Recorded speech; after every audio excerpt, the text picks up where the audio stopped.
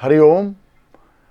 हम लोग आज भक्ति ज्ञान वैराग्य जो भागवत कथा में भागवत कथा महात्म्य के क्रम में इसका वर्णन आता है उस विषय पर विचार करते हैं। भगवान की भक्ति सभी लोग करते हैं और गीता में भगवान ने अपने भक्तों की श्रेणियां भी बताई हैं कि सबसे पहली श्रेणी तो आर्त भक्त की है, जो दुखी है और दुख से मुक्ति के लिए भगवान से प्रार्थना करता है। आर्त के बाद जिस भक्त की श्रेणी आती है वो है अर्थार्थी, जिसके जीवन में अर्थ का अभाव है। अर्थ को धन भी समझ सकते हैं और जीवन के अर्थ को भी समझा जा सकता है, क्योंकि कई बार जीवन का अर्थ स्पष्ट नहीं होने से या जीवन अर्थपूर्ण न होने की वजह से भी व्यक्ति दुखी होता है। तो ऐसे में अर्थार्थी जो भक्त है वो अर्थ की प्राप्ति के लिए भगवान से प्रार्थना करता है। फिर एक श्रेणी और उन्होंने बताई, जिज्ञासु भक्त। ऐसा भक्त जो जिज्ञासा रखता हो, जानना चाहता हो कि वास्तव में भगवान क्या है, भगवत्ता क्या है, भागवत धर्म क्या है, इस जिज्ञासा के साथ भक्ति करता है। तो ऐसा भक्त जिज्ञासु भक्त है। और एक भक्त जो है वो ज्ञानी भक्त है, जो भगवान को जानता है और कहते हैं कि जानत तुम्हें ही हो जाई। वो ब्रह्म को जान लेने के बाद ब्रह्म ही हो जाता है। तो वो समस्त कामनाओं से मुक्त होकर अपने कैवल्य स्वरूप में स्थित रहता है।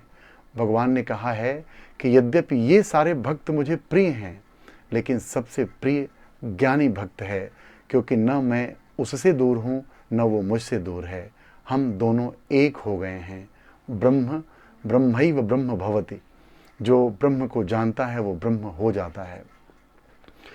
तो भागवत कथा में, कथामृत में भक्ति द्रविड़ देश में उत्पन्न होती है, कर्नाटक में पलती बढ़ती है, महाराष्ट्र में कहीं कहीं पूजी जाती है और गुजरात में आते आते बूढ़ी हो जाती है। और जब वृंदावन आती है तो वृंदावन में जब ब्रज के रज का स्पर्श होता है और यमुना जी में स्नान करती है तो भक्ति जवान हो जाती है। लेकिन उसके दो पुत्र ज्ञान और वैराग्य ये मूर्छित हो जाते हैं। अब आप सोच सकते हैं कि माँ जवान हो और बेटे अचेत हो जाएं, वृद्ध हो जाएं, तो ऐसे में माँ प्रसन्न तो नहीं होगी। और वो माँ अपने बेटों की उन दशा पर विलाप कर रही है और इस विलाप से बाहर निकालने के लिए वहाँ तमाम महिलाएं आती हैं। कहते हैं यमुना, सरस्वती, गंगा, ये सब आती हैं, ये उन्हें समझाती हैं, लेकिन किसी की बात समझाने से उस भक्ति का शोक कम नहीं होता। वो लगातार विलाप कर रही है। नारद जी आते हैं। नारद जी जब ऐसी दशा देखते हैं तो पूछते हैं कि क्या हो गया। तो पूरी घटना जानते हैं। तो ज्ञान और वैराग्य की मूर्छा को दूर करने के लिए नारद जी ने गीता, वेद, पुराण, जितने भी शास्त्रों का उन्हें ज्ञान था, उन सारे शास्त्रों का उपदेश करते हैं। उसके बाद भी ज्ञान और वैराग्य की मूर्छा नहीं टूटती है। अब ये घटना देखें कि मूर्छा नहीं टूटती है, इसका कारण क्या है? क्योंकि अगर ज्ञान शास्त्रों से होता तो शास्त्रों की बात तो नारद जी ने की है, तो ज्ञान की मूर्छा टूटनी चाहिए थी। वैराग्य शास्त्रों को पढ़ने से हो जाता तो शास्त्रों को पढ़ने के बाद निश्चित वैराग्य की मूर्छा टूटनी चाहिए। तो ये इतना सुंदर दृश्य है अपने को समझने के लिए, अपनी भक्ति को समझने के लिए, अपनी भाव दशा और भगवान के साथ संबंध स्थापित करने के लिए ये प्रसंग इतना अद्भुत है कि इस पर अगर विचार किया जाए तो हमें भागवत कथा का जो रस है, जो अमृत है, जिसको पी लेने के बाद मृत्यु नहीं होती, मृत्यु जिसकी होती है उसकी मृत्यु को बचाया नहीं जा सकता, लेकिन जो अमर है, जो नहीं मरता है, उसका साक्षात्कार होता है, यानी ब्रह्म का साक्षात्कार होता है। ये जो जीवन है, ये जीवन चेतना की वजह से है, चाहे आपका हो या जगत का जीवन हो। ब्रह्म चैतन्य स्वरूप है। सच्चिदानंद रूपाय विश्वोत्पत्त्यादि हेतवे तापत्रय विनाशाय श्री कृष्णाय वयम नमः।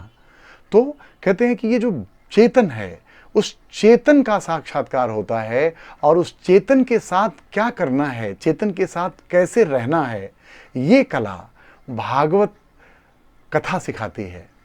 भगवान कृष्ण का चरित्र सिखाता है। पौराणिक इतिहास के विभिन्न कथानक जो भागवत महापुराण में समाहित किए गए हैं, उनसे हम सीखते हैं।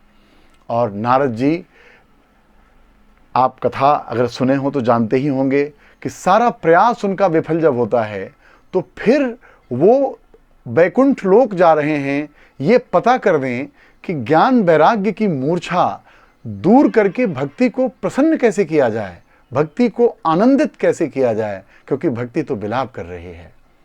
और ये बात ध्यान रखिएगा, ज्ञान और वैराग्य के बिना जो भक्ति है वो रुदन करती है, रोती है, नृत्य नहीं करती।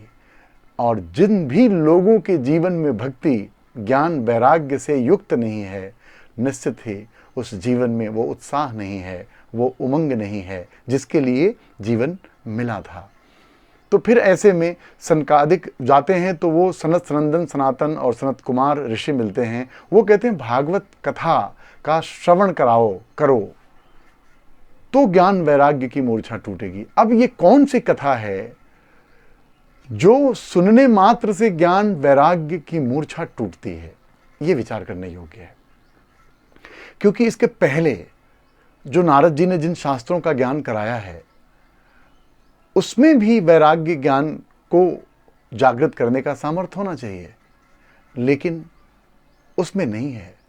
भागवत कथा के श्रवण मात्र से ज्ञान वैराग्य की मूर्छा टूटती है और भक्ति आह्लाद और आनंद में नृत्य करने लगती है। तो ये क्या कौन सी कथा है? इसको हम लोग लगातार अपने इस श्रृंखला में चर्चा करते रहेंगे भागवत कथामृत के नाम से, क्योंकि भागवत कथामृत भागवत कथा नहीं है, भागवत जीवन को आनंद से भर देने वाला या जीवन के व्यवहार में आनंद कैसे आए इसके लिए कथा है। और वेद व्यास जी ने 18 पुराणों से जो महत्वपूर्ण कथाएं हैं, चूंकि कथाओं के आख्यानों के क्रम में जब बातें बताई जाती हैं तो हम समझते हैं, क्योंकि हमारे मस्तिष्क को चित्र की भाषा, कहानी की भाषा समझ में आती है। तत्व पर चिंतन करने के लिए गहरे तपस्या और योग की जरूरत है। तो इसलिए पौराणिक कथाओं में आख्यानों के माध्यम से तत्व का विवेचन किया गया है, लेकिन हम तत्व पर चिंतन करने के बजाय कथा को सुन लेना ही अपना धर्म समझ लेते हैं और फिर कथा सुनने के बाद भी जीवन बदलता नहीं है, जीवन में भक्ति का नृत्य नहीं आता, ज्ञान वैराग्य का जो जागृत रूप है वो प्रकट नहीं होता, तो निश्चित ही जीवन आह्लाद से वंचित होता है। भक्ति तो होगी, लेकिन भक्ति नृत्य करेगी या विलाप करेगी, ये हमारे जीवन और तत्व चिंतन पर निर्भर करता है। तो भागवत कथामृत की श्रृंखला में हम लोग इस विषय पर लगातार जुड़े रहेंगे। इसको अधिक से अधिक लोगों तक पहुंचाने के लिए लाइक, सब्सक्राइब, शेयर ज़रूर करें, ताकि भागवत कथामृत का ये रस हम लोगों के जीवन तक प्रवाहित कर सकें। जय श्री कृष्ण।